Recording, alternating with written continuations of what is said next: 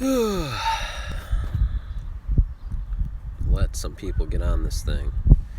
See how this works.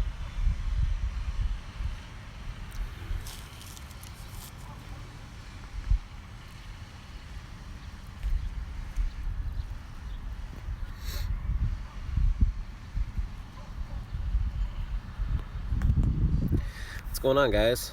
How's it going? Looks like I got one person on here. I've never done this before, so Luke the window cleaner actually was the one who suggested me to get on here, and I'm hoping I can see if you guys have questions. Yeah, there we go. What's up, man? How's it going? Oh, this is cool. So I downloaded an app so I can do YouTube Live. I've done Facebook Live stuff before, but never YouTube. So the whole point of this is just for you guys to quickly fire away any kind of questions you have. My wife is making dinner right now for Easter and had a couple minutes, so I figured I'd jump on here and see if you guys have any questions. If you do, type them in there and I'll do my best to answer them. I know you guys, if you watched my video a couple days, 3, 4, 5 days ago, I said I might be doing a webinar soon, and still might be true, but figure I'd give you guys a little bit more free stuff here, and hopefully I can help somebody out here on Easter Sunday. Employees. What kind of questions you got about employees? It is the hardest thing with any business, period. Hey, thanks. Happy Easter to you too. We actually just lost 2 employees. We had all of our guys come back this year, and then one of our guys found an opportunity that he wanted to pursue, and it's a commission-based opportunity, but if he does well with it, there's a big return.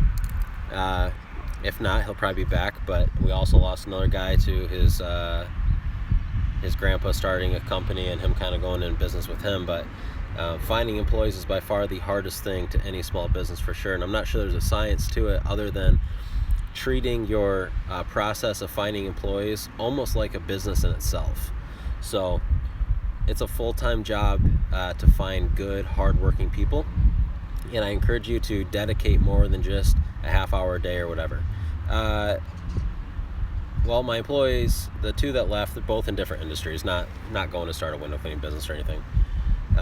But yes, we are in the window cleaning business. Also own a painting company called Michigan Paint Co. What else you guys got for me? Didn't know how many people would actually be available to get on this thing, considering it's Easter. I'm sure people are sitting around and hanging out with family and all that kind of stuff. Here in Michigan today, it is super warm. It's awesome outside. Anything else from you guys? This is kind of weird seeing all these comments and then I can't see myself anymore. So to tell you guys a little bit, going from one person to hiring first employee. So for us, that was one of our hardest transitions.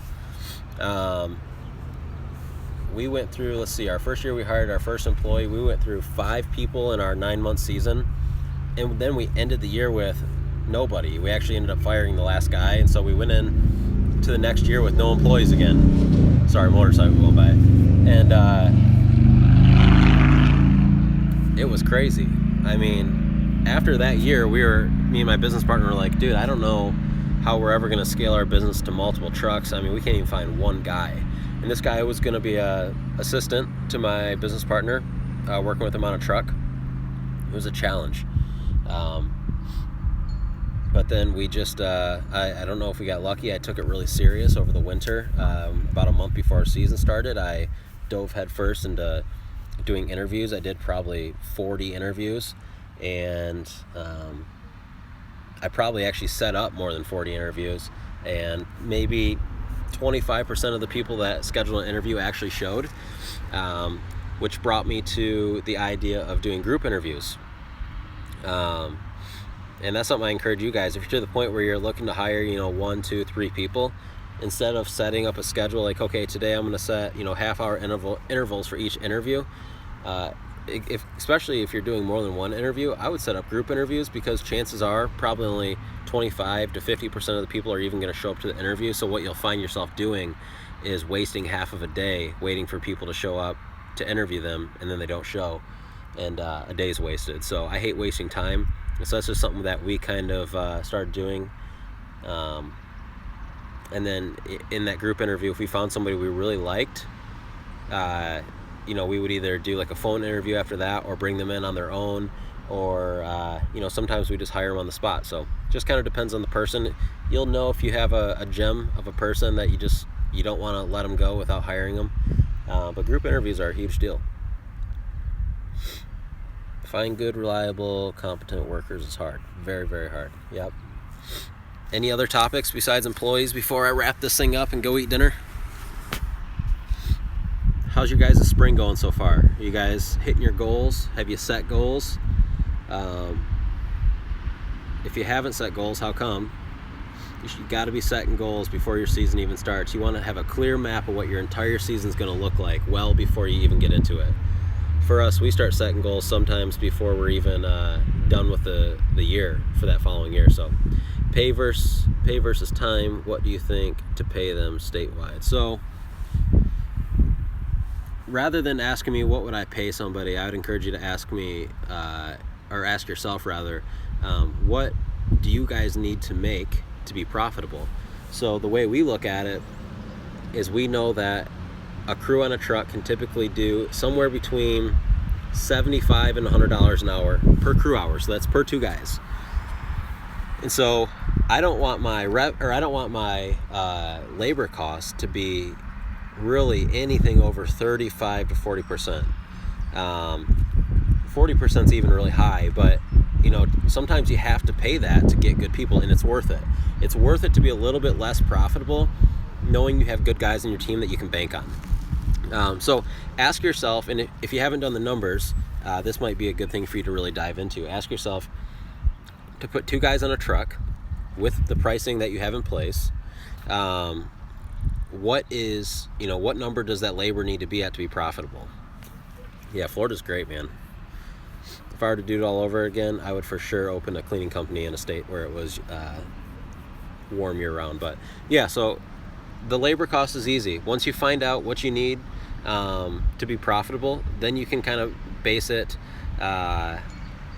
you can base your employee costs and all that kind of stuff off your profitability. So for us, we have what we call a crew leader, and then we have an assistant. The crew leader has a much more important role as far as they're the ones interacting for the most part with the customer. They're checking all the work, making sure all the tools get back on the truck, making sure they're at the jobs in time, making sure the assistant's doing everything right. So of course they're going to get paid quite a bit more than the assistant. But you got to figure out what your roles are within your company, what your crew hour needs to be profitable, and then you can kind of reverse engineer how much you're going to be able to pay your guys. So if you're saying, hey Matt, we're not doing $75 not per crew hour, we're doing 40 or 50, and we're doing mostly residential work as a window cleaning company, I would challenge you and say maybe you need to raise your prices. And there's a lot of ways you can raise your prices where people won't bark at you. If you're like, oh well, we'll price ourselves out of the market, I can teach you ways to add value that your customers see that will make them want to pay more for what you do. So it's very, very important that when somebody calls you, from the second they call you to when you finish the job, they had a good experience with your company. That'll allow you to charge them more. So reverse engineer it, figure out your costs and your crew hour, and then you can basically tell yourself how much you can pay your guys. 35 to 40% federal. It really depends. I mean, we have weeks where we're paying time and a half because we're so busy. Our guys are working maybe, let's say 50, 55 hours a week. That's 15 hours of time and a half. That really hurts your profitability, right? But in your main seasons like May, June, July for us here, you have to push and get the work done. So it is what it is. Our goal is, especially with new customers, when we service them, it's not a one-time deal. So if we're not as profitable as we want to be the first time, we know that we want to treat them as good as possible. That way we can repeat them next year or maybe even later in that same year. And so there's a lot of numbers that go into it. So yeah, we pay hourly. Yep, we pay hourly. We W-2 our employees. For some reason here in Michigan, it's a big deal. In the window cleaning industry, when we interview guys that came from other cleaning companies, they are always like, you W-2, right? Because for some reason, everybody 1099s their employees around here. I don't know why. I mean, I understand it from a business standpoint, but from like an employee morale, growing a company, wanting people to stay, 1099, in my opinion, is just not a good model. I understand that the business owner can make more money that way and blah, blah, blah, but it's way worth it to me to make a little bit less money and not have as many employee headaches or as high of turnover. So yeah, we pay hourly. Yeah, and I think it has a lot to do with our industry, guys, right? The 1099 mentality. I mean, a lot of guys that own window cleaning companies, and I'm just being honest here, they're doing it just to get by, right? Because they can get into the business super cheap, and they're short-term thinkers. And so if you can be a long-term thinker, a businessman in this business, you can really do well. Do you have a method you use to encourage repeat business?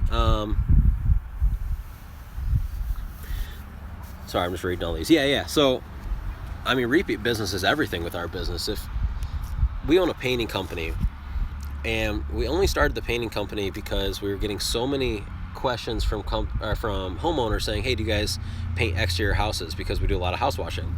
And I think last year alone we referred out like 50 grand worth of painting work. And so the painting business has only been around for a year, a little less than a year. And so that's why we did it. But the thing I was getting to is the painting business isn't super repeat, which I hate. I hate business that's not repeat.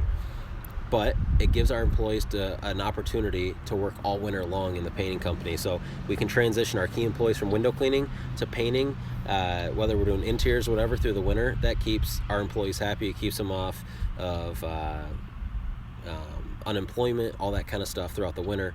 And so that was our whole reasoning. We said, okay, we don't really love the business model, but we know we can get business easy, and we know that we can keep employees around easier if we can employ them all year round. So that's why we started the painting business. But the cleaning company, and I'm not going to get into specifics, but we have a few different ways we really wrap up our customers for repeats. As you guys may have seen a video a couple months ago, we're doing a lot of auto pay stuff now. So people are literally paying us every single month, just automatically gets withdrawn out of their account, and they have a handful of services set up throughout the year. Just like if you were to fertilize your yard or get lawn care, we really wanted to take that model and put it in our industry. So repeats everything. Been brainstorming ways not to only encourage repeat window cleaning, but also introduce other services and pressure cleaning. We do a lot of house washing. We love house washing because it's a big money maker. Again, I'm not going to tell you guys all my secrets today, but we have ways to get house washing customers on repeat plans. And yeah, house washing is great. I love pressure cleaning. It is probably one of my I really like gutter cleaning, but pressure cleaning is one of my favorite services we offer. Gutter cleaning is by far the most profitable. Hey, William. Thanks, man. This is my first time doing this. It's kind of cool. Do you resell? What do you use? What do you mean by do we resell? Yep, auto pay. It is a new thing we're trying out, and it seems to be working well, and we're really excited about it. I'm a long-term thinker, guys. I'm thinking about 5, 10, 15 years down the road when I want to sell my company. How can I make my business as valuable as possible to a buyer? Getting customers set up on auto pay, renewing year after year, that's what buyers want to see. That's how you'll get the biggest multiple. There's a lot of different ways, and I can go into this a different day of what buyers look for when they're buying companies, but long-term thinking, that's what I'm thinking about. Clean Streak, where are you from, man? I know Marcus. Let's see who else is on here.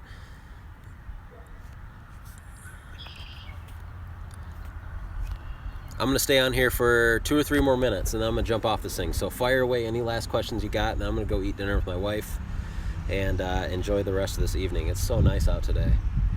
Monday is going to be a wild day for us. We are overbooked beyond belief. To get repeat clients, do you send them postcards in the mail, email them, resell, remarketing? Okay. So we actually don't mail them anything. 3 times a year we call our entire customer base. For our cleaning company, we have a little over 1,200 customers in there. And so spring we call them, middle of summer, in the fall we call them. We do some email marketing. People want to use you again, especially if you do a good job, right? If they had a good experience with your company, they want to use you again. But what's funny in our industry is people are scared to call their customers because they don't want to bug them. But what they don't realize is we clean windows, guys. Like, we're not top priority. Like, we're not what people are thinking about all the time. So people need to be reminded to do their services, to get their stuff done, to get their stuff cleaned. And of course, you're always going to have your customers that are, calling you every couple months, and they're right on top of things. Sorry, my low battery thing came on. They're right on top of things, but the majority of your customers aren't thinking about washing their house, their gutters, their windows on a regular basis. We think about it every day because it's our livelihood, but we need to remind our customers on a regular basis. And people will tell you if you're bugging them, and if you are bugging them, put a note in their account and, don't call them again. Let them call you. But it's very, very rare that the customers we've serviced ever get mad at us for calling. Gutter cleaning, I just charge based on how much time I think it's going to take. Again, going back to that hourly, that crew hour, I know I want to make anywhere from $75 to $100 a crew hour. With gutter cleaning, we actually make over $100 a crew hour typically. It's somewhere between 100 and 150. And so I don't measure the gutters. I know all these guys are saying, oh, we charge this per linear foot, blah, blah, blah. I just charge by the hour. I actually have a pricing chart based on square footage of a house. Here's what you got to remember when pricing things out, especially stuff like gutter cleaning. If you spend hours of your day going out to houses to measure the linear feet of a gutter and blah, blah, blah, and it changes your price by $10, it just doesn't matter. If you can have a pricing sheet for your office manager, for yourself, whatever, so when someone calls, says, hey, I have a 2,500 square foot, 2-story house, walkout basement with gutter guards, how much would that cost me for gutters? And I say, I'm just throwing a number out there, this isn't necessarily our pricing, but let's say I say $200. And I get there and it really should have been a $230 job. It just doesn't matter because it equals out, because there's going to be other houses where I said $200 and it should have been a $170 job. And so it's all about systemizing your business in a way where things average out in the end. Save your time. We try to not drive out to houses to quote if possible. For window cleaning, I know it's really, really hard. But for window cleaning, we do drive to a lot of them, unless we have like a good Google Maps or something, Google Earth.